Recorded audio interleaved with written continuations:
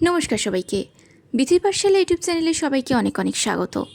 আজকে নিবেদন বলাইচাঁদ মুখোপাধ্যায়ের লেখা একটি ছোট গল্প চৌধুরী। তবে আজকের গল্প শুরু করার আগে আমার চ্যানেলে যারা নতুন তারা চ্যানেলটিকে অবশ্যই সাবস্ক্রাইব করে ভিডিওগুলিকে লাইক করে দেবেন, ভালো লাগলে বন্ধুদের সঙ্গে শেয়ার করবেন এবং পাশে থাকা বেল আইকনটি অবশ্যই ক্লিক করবেন। চলুন শুরু করা যাক আজকের নিবেদন। 1। পুরা নাম কংসারী চৌধুরী, লোকে সংক্ষেপে বলে চৌধুরী। বহুকাল পূর্বে কংস চৌধুরীকে একবার মাত্র দেখিয়াছিলাম, কিন্তু সেই একবার দর্শনের ফলেই মনের মধ্যে যে চিত্রটি আঁকা হইয়া গিয়াছিল তাহা আজও মোছে নাই। মনে হইয়াছিল যেন একটি সিংহ অথবা পর্ণদুল মানুষের ছদ্রবেশ ধরিয়াছে।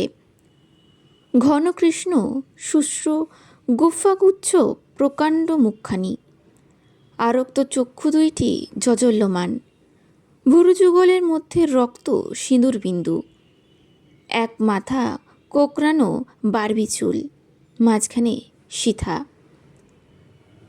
শক্তিব্যঞ্জক মাংসালো ওষ্ঠাধরে স্পর্ধাকুরো নীরব হাস্য, হাসিলে অথবা কথা কহিলে উগ্র সাদা শ্বাসদন্তগুলি চকচক করিয়া ওঠে, নাসিকা কম্পিত হইতে থাকে, ললাট ভুরু কুঠিল ফুটিল। 2। একবার মাত্র দেখিয়াছি বটে, কিন্তু তাহার কথা শুনিয়াছি অনেক। বস্তুত এই স্বল্পভাষী দুর্বোধ্য লোকটির সম্বন্ধে নানা কাহিনী না শুনিয়াছেন এমন লোক অঞ্চলে বিরল। সমস্ত কাহিনীরই মূল কথা এক। চৌধুরীকে কেহ কখনো কোনো বিষয় হটাইতে পারে নাই। চৌধুরী গরিবের ঘরে জন্মিয়াছিলেন, কিন্তু এখন তিনি প্রবল প্রতাপশালী জমিদার, মহামহিম মহামার্ণব শীল শ্রীযুক্ত কংসারী চৌধুরী। শিরোনামা সম্মিলিত বহু আবেদন নিত্য তাহার দরবারে পৌঁছিতেছে। দুর্দান্ত কর্মী, সে বিষয়ে সন্দেহ নাই, কিন্তু তাহার সম্বন্ধে সর্বপ্রধান কথা এই যে তিনি অপরাজেয়, কখনো কাহারও কাছে হার মানেন নাই। জাল, জুয়াচুরি, ঘুষ, খোসামদ, বাহুবল, অর্থবল, বুদ্ধিবল কার্যসিদ্ধির জন্য যখন যেটা প্রয়োজন কাজে লাগিয়াছেন। কিছুতেই চৌধুরী পশ্চাৎপদ হইবার পাত্র নহেন। দারোগা, উকিল, ডাক্তার, হাকিম সকলেই চৌধুরীর নামে তটস্থ, সকলেরই তাহার করায়ত্ত। চৌধুরী মাঝে মাঝে ব্যঙ্গ তীক্ষ্ণ হাস্য করিয়া বলিতেন, জুতো মারব আর কাজ আদায় করে নেব। চামড়ার জুতোয় নাকুলয় চাঁদের জুতো লাগালেই ঠিক হয়ে যাবে সব। এবং সত্যই সব ঠিক হইয়া যাইত। চৌধুরী করেন নাই কি? গ্রামে পিতার নামে স্কুল স্থাপন, মায়ের নামে অবলা আশ্রম প্রতিষ্ঠা, বৃন্দাবনে মন্দির, জলছত্র, ডাকাতি, খুন, বড় বড় মামলা, নারী ধর্ষণ, গৃহদাহ, এমনকি শিশু হত্যা পর্যন্ত যাহাতে হাত দিয়াছেন তাহারই চূড়ান্ত করিয়া ছাড়িয়েছেন। এদেশে এরূপ অদম্য চরিত্র সত্যই বিস্ময়কর। একটা গরুর গাড়ি যেন মন্ত্র বলে মোটরের প্রতি গতি লাভ করিয়া দিক বিদিক জ্ঞান শূন্য বেগে ছুটিয়া চলিয়াছে।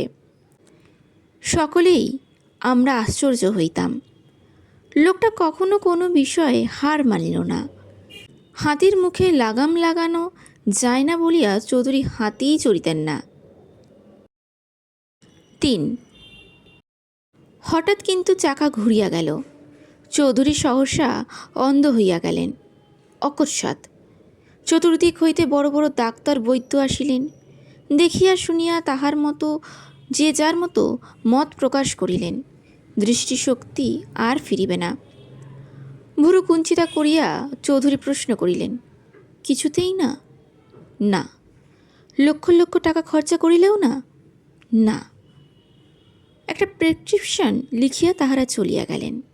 সকলে চলিয়া গেলে চৌধুরী তাহার বিশ্বাসী দেওয়ানকে বলিলেন, বলো কি হে, পরাধীন হয়ে বাঁচতে হবে?